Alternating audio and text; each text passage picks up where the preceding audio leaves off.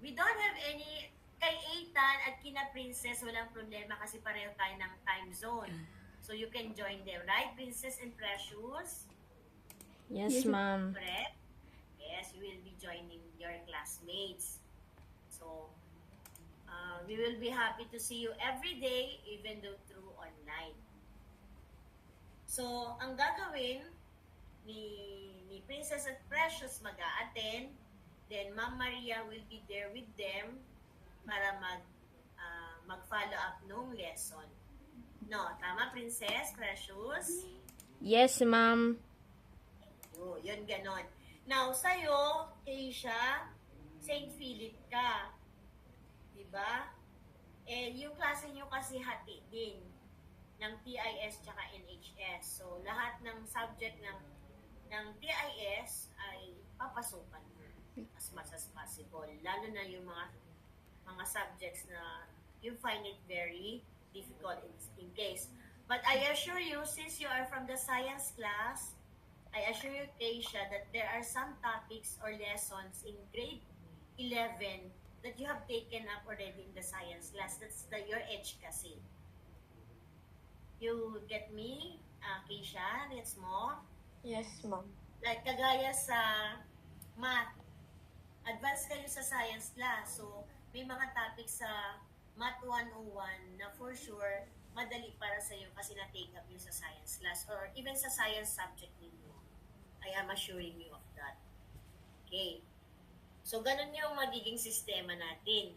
Now, I have to tell you honestly, hindi pa kasi na ipuput up yung video cam ng mga classrooms.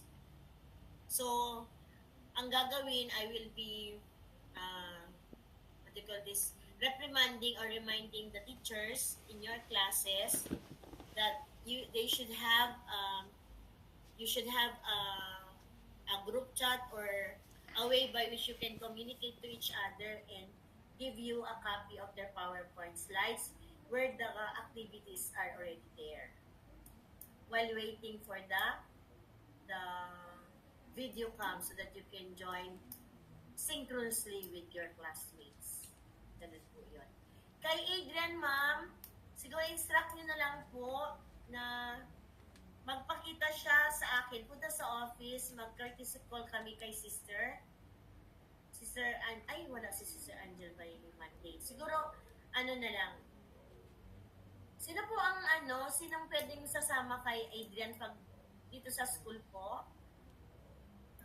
Ma'am, either ako po or yung daddy po niya sa Monday. Sige. Ay, nandito po kayo sa Pilipinas? Nandito po ako sa Pilipinas. Ang kasama po niyang nagpunta ng Canada is yung lola po niya. Okay. O sige. Ano na lang po, dati naman natin student, siya di ba grade 7. Sige po, sa Monday, punta muna siya sa office. And then I will meet him there.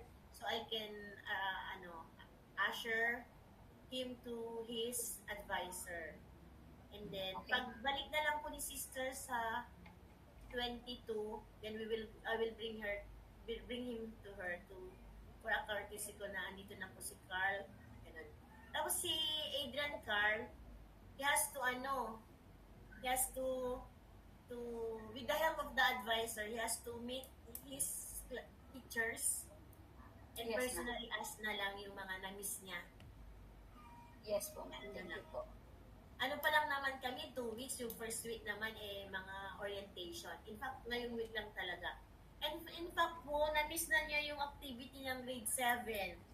Si Adrian, si Esprit, at saka si Owan, na-miss niya yung activity ngayon sa gym. Merong activity for grade 7. Oo. Sayang. Pati kayo, Precious, saka Princess, may activity ng mga transferee. Na-miss nyo yun. So, gano'n na lang po, ma'am, kay Adrian Carl. Mag-up-shop na lang siya, yung na-miss niya ngayon.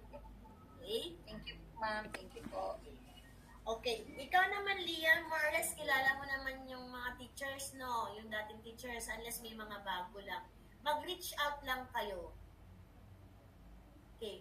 Through your advisors, you reach out yung mga concern ninyo And then your advisor usually forward to me naman yung mga concerns. So if not, you can immediately tell me so I can also attend to. But mas maganda maunang malaman ng advisor ninyo yung mga concern ninyo. And then, kung walang action, then you can give me the concerns and I will try my best. Ganun po. Okay? Now, paano naman pag nag-join? So, dapat kasi pag nag-join, mas maganda po sana kung may uniform. Pero pag wala pong uniform na kayong nadala nyo dyan, pwede naman pong white shirt na lang para masunod pa rin natin ang protocol ng mga online classes. So if they don't have the uniform with them wherever you are, then maybe white shirt will do. And then since they will be sitting down, syempre it's better that you are wearing the right uniform or right attire naman siguro. If you will be asked to stand up, alam naman naka-shorts kayo or what. Ganun po. Tapos kung may mga activities na online na pinapasabi sa inyo, and then you have to attend.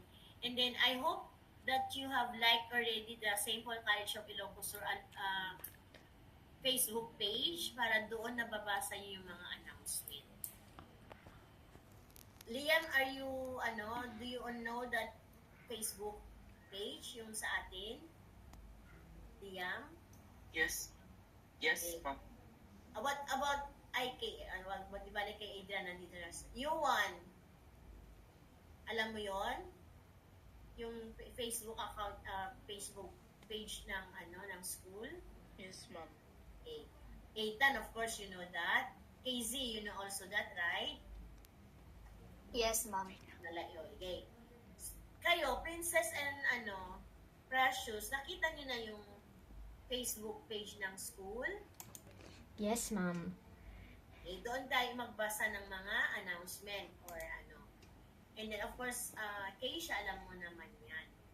Para updated tayo kung ano rin ang nangyayari sa school. Okay?